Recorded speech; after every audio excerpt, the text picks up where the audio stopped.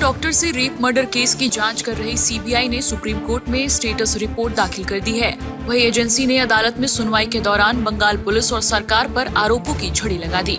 Court ने कहा कि घटनास्थल से छेड़छाड़ की गई है, इसके चलते कुछ सबूत भी खत्म होने का संकट है। हालत ऐसी हो गई है कि जांच शुरू कर पाना भी एक चुनौती है। वहीं सीबीआई का पक्ष रख रहे सॉलिसिटर जनरल तुषार मेहता ने कहा, पहली एफआईआर पीड़िता के अंतिम संस्कार के बाद रात 11:45 बजे दर्ज हुई। पहले पेरेंट्स को बताया गया कि आपकी बेटी ने सुसाइड कर लिया है, फिर मौत बताया। इसके बाद जब पीड़िता के दोस्तों ने वीडियोग्राफी की बात कही तो ऐसा नहीं किया गया। ऐसा साफ लगता है कि इस केस में कुछ गड़बड़ी हुई है। वहीं इस केस की सुनवाई के दौरान चीफ जस्टिस डीवाई चंद्रचूड़ की अध्यक्षता वाली बेंच का रवैया भी सख्त दिखा। अदालत ने बंगाल सरकार के वकील कपिल सिब्बल से पूछा, कब तक पता चला कि ये अप्राकृतिक मौत का मामला लगता है। इस पर कपिल सिब्बल ने कहा कि दोपहर 1:45 पर यह दर्ज किया गया। इसके बाद ही पोस्टमार्टम रिपोर्ट का फैसला लिया गया। इस दौरान जस्टिस जेबी पारदीवाला ने ये भी कहा, मैंने 30 सालों में ऐसी घटना नहीं देखी। पुलिस ने इस मामले में सही प्रक्रिया का पालन नहीं किया। जब सुबह के समय ही पता चल गया कि ये अप्राकृतिक जांच का मामला है तो फिर क्राइम सीन को चिन्हित करके घेराबंदी करने में देरी क्यों की गई।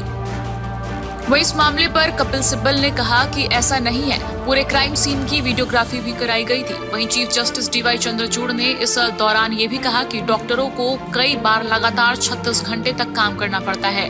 इसके अलावा खराब परिस्थितियों में भी काम करते हैं। कृपया डॉक्टरों को भरोसा दिलाएं कि हम उनके लिए चिंतित हैं कि उन्हें 36 घंटे काम करना पड़ता है। हम सभी के परिवार में लोग हैं और रिश्तेदार हैं और हम लोग भी सरकारी अस्पताल जाते हैं। उन्होंने कहा, एक बार मैं सरकारी अस्पताल के फर्श पर भी सोया जब एक रिश्तेदार बीमार थे। हमने देखा कि कैसे डॉक्टरों को 36 घंटे तक लगातार काम करना पड़ता है।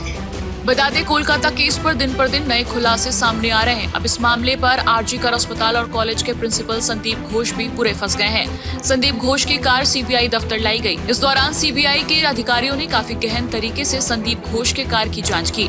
आरजीकर अस्पताल के प्रिंसिपल रहने के दौरान संदीप घोष इस कार का इस्तेमाल करते थे।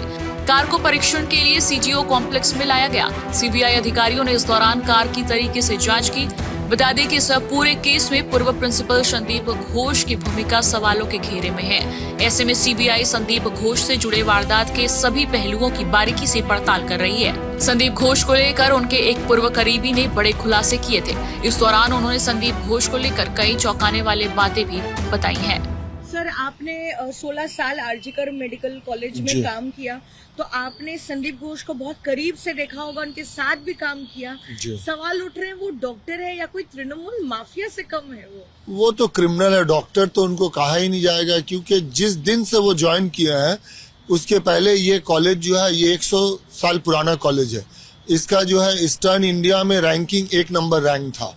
इस कॉलेज में अच्छे ब्रिलियंट स्टूडेंट आते थे, लेकिन जनवरी 2021 के बाद इस कॉलेज को ये बर्बाद कर दिया। पैसे के लिए, पावर के लिए ये एक माफिया राज चलाते थे। कौन सा करप्शन नहीं है जो नहीं करते थे वो। मैंने उनको 2023 में एक्सपोज किया था। मीडिया ने इस चीज को सामने लाया लोगों के। फिर मैंने जुलाई 2023 को उनके अगेंस्ट में विजिलेंस कमीशन एंटी करप्शन में कंप्लेन किया था। एंटी करप्शन वालों ने फिर हेल्थ डिपार्टमेंट को एक फाइल भेजा था और एक कवरिंग लेटर करके, मगर ये बहुत ही बदकिस्मती है कि उनका कुछ नहीं हुआ, कोई एक्शन नहीं हुआ। अभी लास्ट कल सिट कमेटी फॉर्मेशन किया गया है और आज से उसका इंक्वायरी शुरू हुआ। आज मुझे हेडक्वार्टर में बुलाया गया था, मैं जाके आया हूं और मैं अपना स्टेटमेंट भी दे के आया हूं। उन लोगों ने वीडियो रिकॉर्डिंग किया और मैंने कहा कि जब भी मुझे बुलाया जाएगा मैं कोऑपरेट करूंगा। मगर इस बीच इतना लंबा वक्फा में उन्होंने, डॉक्टर संदीप घोष ने जो जुर्म किया है और स्टूडेंट लोगों का जो जिंदगी से खेला है, इसका जवाब कौन देगा? इसके साथ इंसाफ कौन करेगा?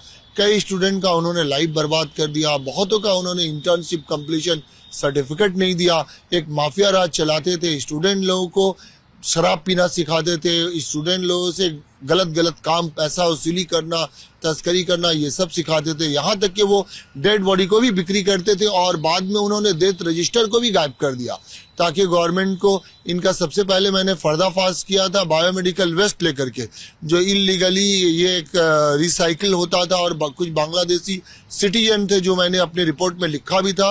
20 मार्च 2023 को मैंने अपना रिपोर्ट सबमिट किया, 2 घंटे के अंदर मेरा ट्रांसफर हो गया। 21 मार्च को MSVP ने पूरा इस कमेटी को डिसॉल्व कर दिया और ये सारे रिपोर्ट को चाप दिया। फिर भी मैं शुक्रगुजार हूँ मीडिया का, जिन्होंने उनको एक्सपोज किया। उनके सारा करतूत मैंने मीडिया के सामने, मीडिया के थ्रू यहाँ के अवाम को बताने की कोशिश किया। सारे मीडिया ने सपोर्ट किया, मैंने उनको डॉक्यूमेंट भी दिया। मगर मेरी बदकिस्मती है और संदीप घोष की खुशकिस्मती कि वो हर बार बचते गए। आज इतना बड़ा हादसा हो गया, इतना कुछ हो गया।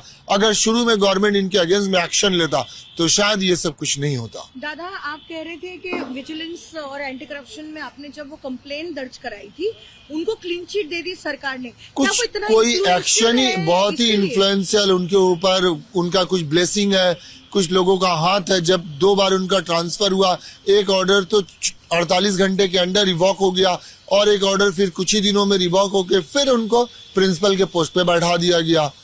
तो मैं ये इन्फ्लुएंशियल नहीं तो और क्या बोलूंगा।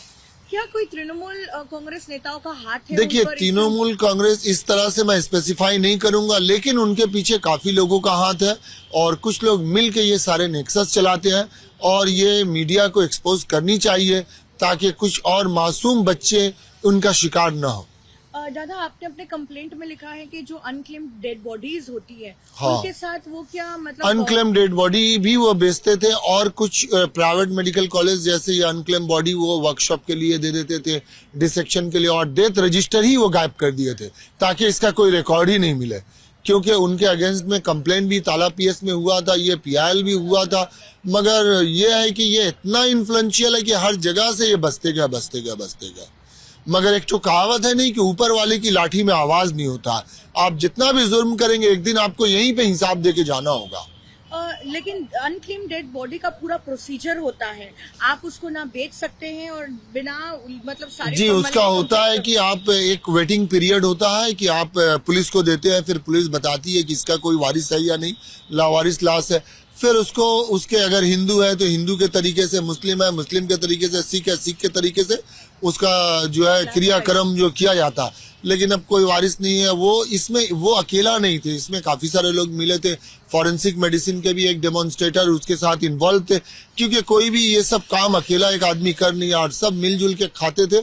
और उनके ऊपर भी कुछ लोग हैं, उनके नीचे भी बहुत लोग काम करते थे। मैं चाहता हूं सबों का पर्दाफाश हो और इंसाफ हो और इस तरह का लोगों को सजा मिलनी चाहिए। उनको तो इमीडिएट सस्पेंड करके कस्टडी में लेके पूछताछ करनी चाहिए। वो एक समाज के लिए जो है पॉइजन है। दादा, एक बांग्लादेश का भी एंगल सामने आ रहा है, वो बायोमेडिकल वेस्ट या कुछ हाँ, दो एक पांचू और रवि बोल के था, वो बांग्लादेशी सिटीजन, वो ये माल को खरीदता था और फिर इसको वो रिसाइकिल करता था।